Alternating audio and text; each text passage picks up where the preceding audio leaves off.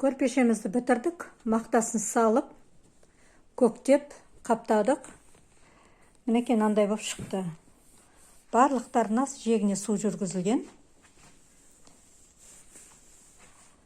Құрақтар бірінің үстіне бірі мінбей, бірін-біріне ұштары түйісіп тұр. Мінекеңіздер.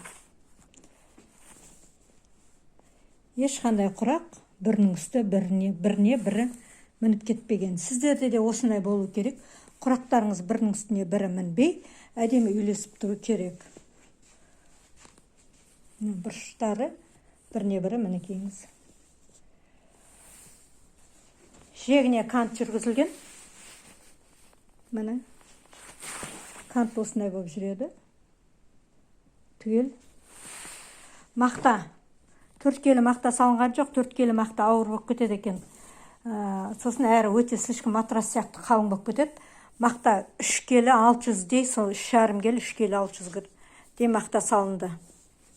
Одан көп болып кетеді екен. Ені 81 болды, ұзындығы 2,20 болды. 2,21. 2,20 дей берейік, енді ұзындығы 2,20, ені 80. Мынау замок. Алдында салған замогымыз. Бетіп ашылады. Мына замок айтқандай, мына бестік. Потайной замок емес. Потайной замок болса, ол тез жыртылады, тез бұзылады. Өңделген замок осылай болып тігіліп ішінде қалып қояды.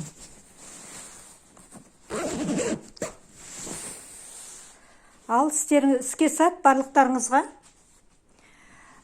көрпе тігіп, көрпеше тігіп, кәсіп ашам деген кісілер болса, оңынан болсын. Қыздарыңызға өздеріңіз қолдарыңыздан жасау тігем десеңіздер, қолдарыңызға, істеріңізге сәт, қолдарыңызға береке берсін. Істеріңізге береке беріп, барлықтарыңыз шебер атаныңыздар.